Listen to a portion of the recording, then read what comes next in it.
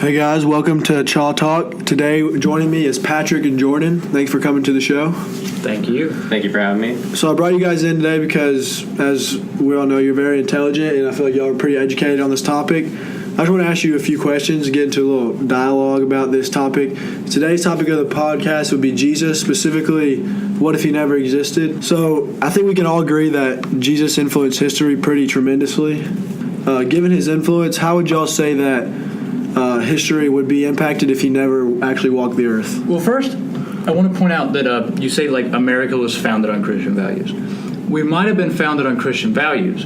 That could be true depending on how you interpret Christian values and depending on how you interpret the values upon which, like, we were founded. But there was a treaty with a small Middle Eastern country that was part of the Ottoman Empire at the time, and it did specifically say that America was in no way founded on any religion. And that was the justification for being able to ally with a predominantly Islamic country at the time. But, like, how Jesus has inspired history, people weren't fighting, religious wars in the name of Jesus all the time. They kind of equate that with the Holy Trinity in Christianity, or in the name of the Bible or in the name of their Lord.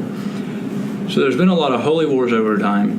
But then I think kind of localizing a little bit more, when white people, Spaniards, and Europeans as a whole started getting to the Americas, they used religion as a way to justify slaughtering entire population. In fact, Columbus at one point said, "Let us, in the name of the Holy Trinity, take all the slaves that can be sold." Speaking about Native Americans, now later religion would be used to justify slavery specifically in the U.S. Religion doesn't just affect how we act in the sense of how we treat other people. It also affects, in a major way, how we think. So, philosophically, a lot of philosophies, like one of the most important late 19th century philosophers was Friedrich Nietzsche. His ideas were kind of born out of an inherent view of Christianity and of Jesus as weakness, because he divided up morality as, like, the noble class had their morality of cruelty towards those who spoke against them and that kind of thing. And then the poorer class had a morality of being gentle and sharing and kind and being able to respond not in trying to control the world around you, but being able to control yourself in response to the world. So what Nietzsche said is our modern reality was born out of a switching of those sides, of the noble class all of a sudden should have been viewed in his eyes because of the church as weaker in the sense that they treated everyone more kindly, although they didn't for a very long time. They still don't a lot of the time. He sees kind of like, I think he called it the genealogy of morals, or good and evil, in these essays, where he kind of spoke about how this morality comes from. But he's not the only philosopher. Almost every philosopher that you can think of has some sort of connection to religion or some sort of retaliation to religion. Yeah, either for or against it. Mm-hmm.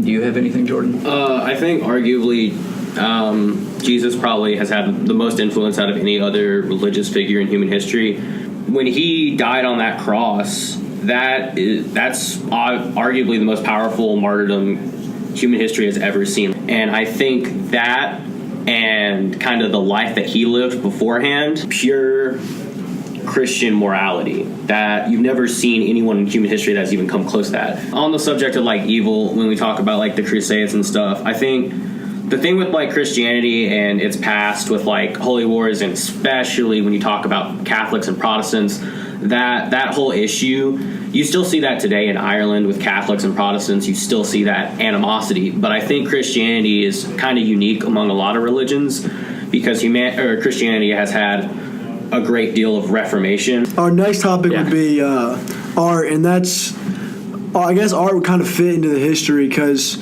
a lot of great people in art, like Leonardo da Vinci, captures part of Jesus' life with the Last Supper, and there's been great murals and paintings, stained glass windows in all these old cathedrals, and like whole buildings just from left side to right side filled with just these giant paintings of Jesus' life.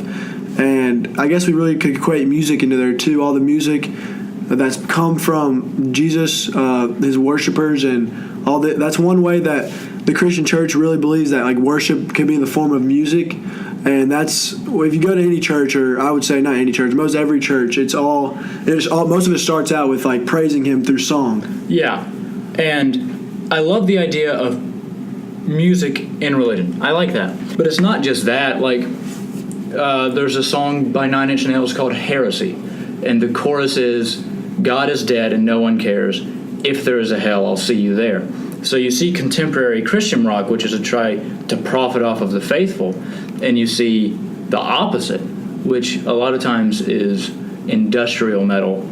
You know, your Marilyn Mansons, your Trent Reznors, and people like that. And then you have like your black metal in places like Norway and stuff, where they go on the complete deep end. 80s rock with like Slayer, and 80s rock got really heavily criticized for references to Satan. That's where the Satanic Panic came from. Yeah, and there was this thing called, I think it was called backtracking, where they said if you spun your record around backwards, you could hear messages from Satan. And that started that started even in the 70s with like, especially with Stairway to Heaven, all that subliminal messaging, messages, which none of it actually existed. They just kind of... Although I think Prince started to play with it and actually make it happen. Obviously not with references to Satan, but just little hidden messages in his albums that you spun around. I just think religion's obviously inspired so many people. And I think even if it hasn't inspired you because you're faithful, it's inspired you because you despise it. Yeah. I write about religion and think about religion a lot because I don't like it. It's in retaliation to, not in support of. Art is how people express themselves. And if people have religion on their mind, art is most definitely going to be religious or a-religious. And art's definitely going to be extremely reflective of the time period that the artist is alive in. Exactly. And that's definitely why you see so much of the Renaissance paintings are concerning religion, especially like Catholicism and all this. Because Catholicism was was arguably the most powerful entity in the Renaissance world, period, in the story. Like, on the global scale, the Catholic Church had the most power, arguably more than any other government entity. You're absolutely right, because when Spain became its own nation, first thing it did was ally itself with the Catholic Church and expel all the Jews. That's one of the first things Spain did as a country. Right. So you're absolutely right. Whatever the Pope wanted went.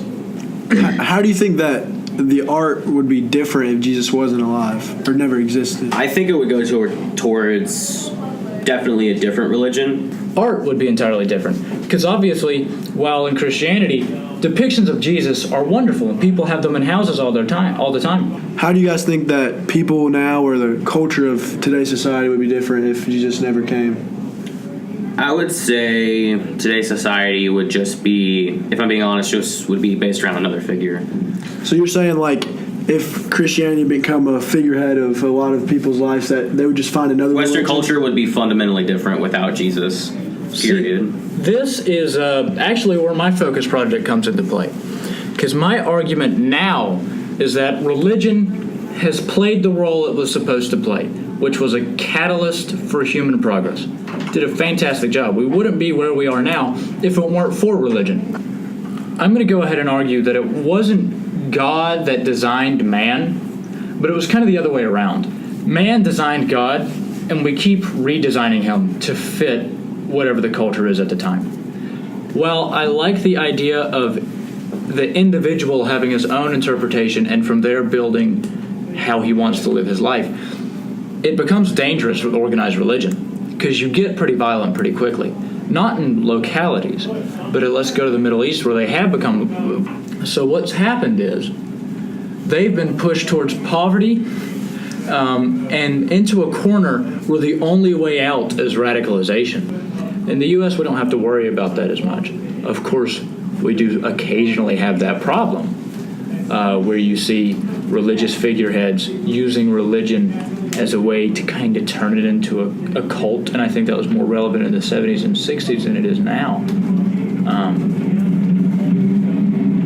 The point being, like, at the end of the day, is religion was a catalyst, but the catalyst can only get you so far before it becomes running too fast and breaking everything around you. And I agree with you on the point that religion became more of, like, where you say that we made God, like, to where people have their own, everybody has their own version of who God is. There's, like, people do this so they can justify the way they're living. So, like, even within the church, there's just so many changes and people disagree on things that are fundamentals that used to be fundamentals, I would say, of their religion. And I mean, Christianity started as a cult. Let's get that out of the way. Christianity did start as a cult, and it grew into an organized religion. And now you have these basically Christian cults who become their own denominations. Well, I've heard people make the argument that all religion is a cult by in definition. By design, essentially. So you guys think that, like, if Jesus was never alive, that it would still fundamentally be the same? It would just be people would be finding a different religion? No, I don't think that at all.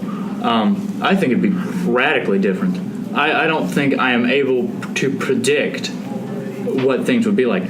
The only thing I know is if right now everything started over, all of the conclusions that we have come to rationally and logically would most likely be the same, so long as we give it enough time. However, religion would change radically, and therefore affect how we think.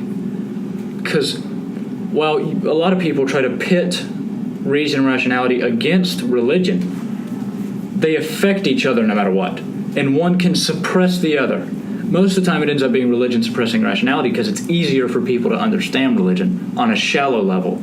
Even if they try to understand rationality on a shallow level, it still tends to be deeper than the basic level of Christianity or religion as a whole. So I think culture is very malleable, and I think one of the tools for shaping how it tends to swing is religion, and I think that's one of the leading ones. And that goes back to that quote from Noam Chomsky I said earlier. If you want to control a people, give them a God to believe in. If you want to shape a society, give them an organized church. And religion can lead into social media. I know the more time I see my mother spend on Facebook, the more religious and political things I hear her say to me throughout the day. Right. You know, and that's just one example of one person, but I don't know. So I don't know if it's kind of like applicable to everybody. I would say definitely social media and religion definitely go hand in hand a lot of the times, because that's definitely one of the easiest ways to spread your belief, because you can hit a button on your phone and you just told everyone what a great day in the Lord you had. Yeah, it's just like a Republican ending a speech with support the troops. All of a sudden, everybody in the crowd has to agree with them because they ended it with that. Yeah. So before we end this, I just want to go back through each of the points, sum it up for us. I'll let you both have a sentence or two to say. So on the topic of history, how much of a change do you think, or what's the biggest thing you would say would be different if Jesus was never here? What wars would have been fought, which fundamentally will shape how we live later on? The wars would have been a lot different? Yeah. And there's a lot more to it. But I think if you break it down to that, you're getting a big chunk of it. Yeah, because a lot of wars were fought over that, and war shapes how everything is, I feel like. Yeah. People control different spots and everything. On the topic of history, without Jesus, there are countries that exist right now that would not exist. I would argue America would be in that category. On the topic of art, how would art and I guess really anything, art's an expression of yourself, so how would that be different if Jesus was never here?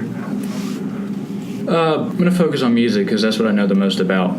There would be not only less love, but also less anger, because religion, depending on which side of the spectrum you are ideologically, can inspire either.